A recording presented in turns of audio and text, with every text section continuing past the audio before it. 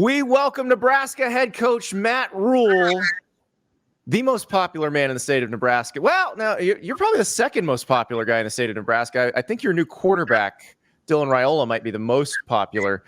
What was it like when that? Did it roll off a fax machine? Does it come in email? How did that arrive today? You know what? I missed the days of the fax machine going off. Everybody like freezing and wanting to hear who it is. Now it just kind of comes in electronically, and someone stands up and yells it. I still make us all get in one room like the old days, but yeah, it's very electronic now. It's not quite the same as like who forgot to put the paper in and you're yelling at somebody. Those were good days. So with Dylan, you found out Monday night that he's definitely coming. We had heard about a week earlier that was going to be a possibility. How did that process work, and when did you start to realize, okay, we've got a shot to land this guy?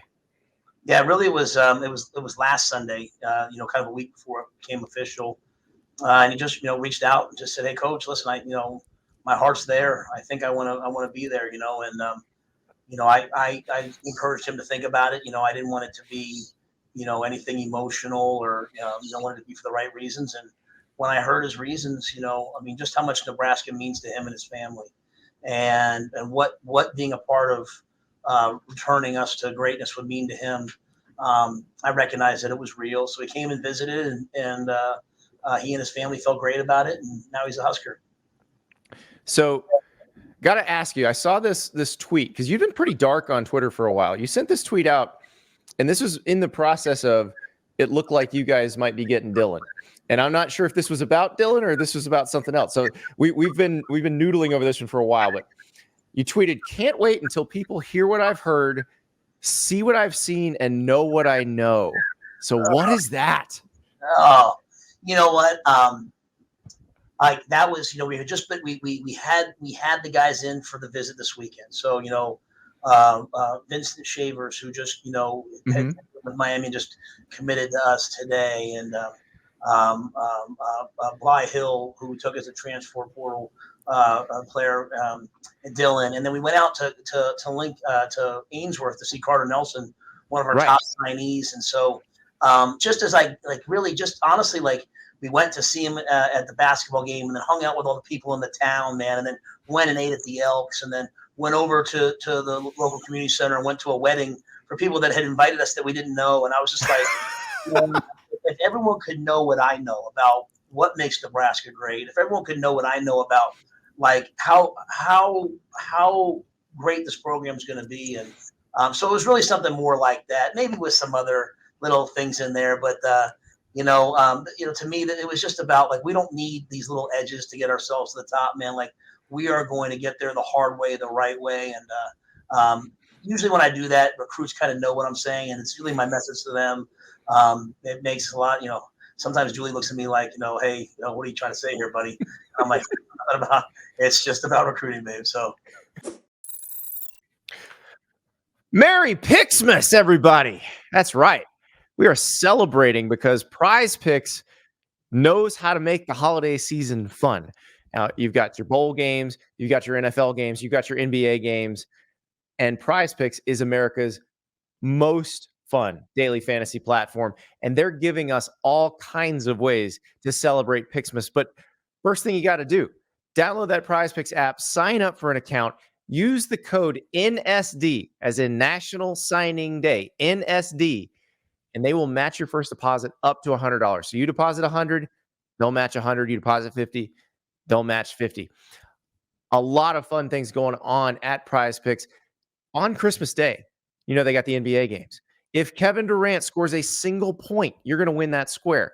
That's how Prize Picks works. You pick squares. You pick two or more, and you decide how much you want to put down, and then you can win up to 100 times your money. 100 times? Yeah, there's a new feature called a Demon Square, and that will help you decide whether you want to really go for it. So there are Goblin Squares, regular squares, and Demon Squares. So a Goblin Square, I'll give you an example. We'll use New Orleans Saints quarterback Derek Carr as an example. His normal square, just the regular one for his Thursday night game against the Rams, 229.5. You decide whether he's going to throw for more than that or less than that. If you want to go for the Goblin Square, it's a little bit easier to win, but it doesn't pay out as much. So 199.5 yards, if you think he's going to do more than that, you can win that square, but it doesn't pay out quite as much. You want to go for the Demon Square, that one pays out up to 100 times what you put down, but it's a lot harder to win. 274.5. Do you think Derek Carr is going to tear it up against the Rams? Because it's only the more than. It's worth a shot. And besides, remember, you do have that Kevin Durant square just sitting there. If he scores 1 point on Christmas Day, it's all good. So Merry Pixmas from Prize Picks. Download the app. Use the code NSD to get a deposit match up to $100 on your first deposit. It's going to be a fun week of games in every sport. And Prize Picks is going to make sure that you have just a little more interest in all those games. So you mentioned Carter Nelson. This is a good transition to that question because he's from Ainsworth, Nebraska, the other side of the state. Was a critical recruit for you. When you got a guy that good in the state of Nebraska and you're Nebraska, you got to get him. You had, Ohio State, Notre Dame, all of those schools trying to get him. He goes to the Ohio State Notre Dame game on a visit. Everybody's wondering, is he going to flip? Is he going to flip? How critical was that? And then tell me about the town of Ainsworth and people just randomly inviting you to weddings. Well, let me say this. You're right. Getting Carter was critical. Because of the player he is. I mean, he's exactly the type of player we want on offense. Can play wide out, can play tight end, can play running back. A positionless player that we can do so many things with. His sky's the limit.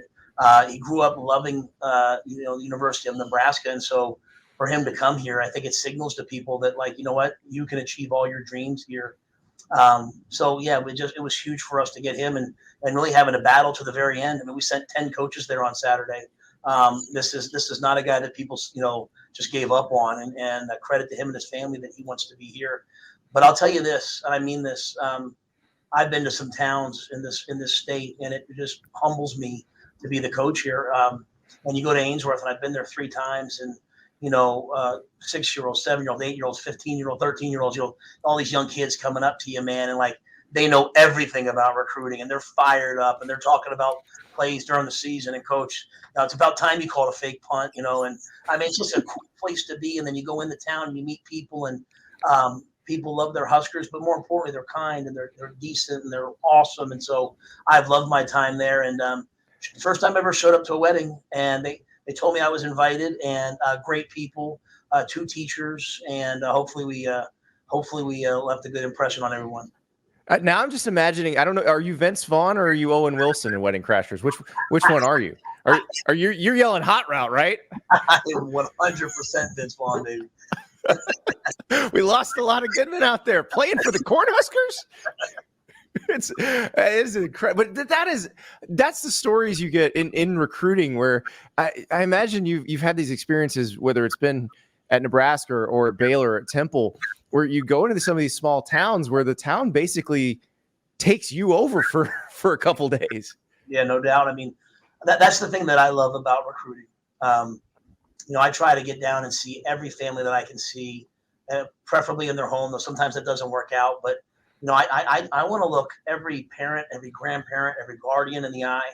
My son is a senior. My son still lives in Charlotte, and he's coming to Nebraska to be a freshman in the fall with this class. And it's like, my wife and I, we want to know where he's going to be and who he's going to be around. And so I love going and seeing the families, seeing the town, seeing all the people. And I love how much this team means to the state. And I cannot wait to bring a winner back to the people of the state who have been so loyal for so long. And we didn't quite get where we needed to get to this year, but we built a lot of building blocks. And this class is a huge step in getting to where we want to be. So now that you can actually talk about Dylan Raiola, so Sean Callahan from Husker Online, calls him a grocery store recruit. So basically, anytime he goes to the grocery store, people are asking what's up with Dylan Raiola. So for you, how many times a day Have you heard that name since you got the job? Well, I don't go to the grocery store.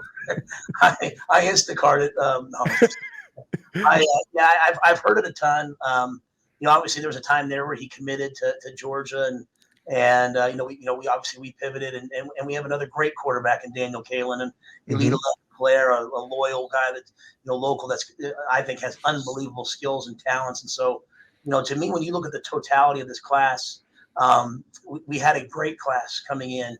I just think that Dylan brings a national profile to it. It brings attention to it.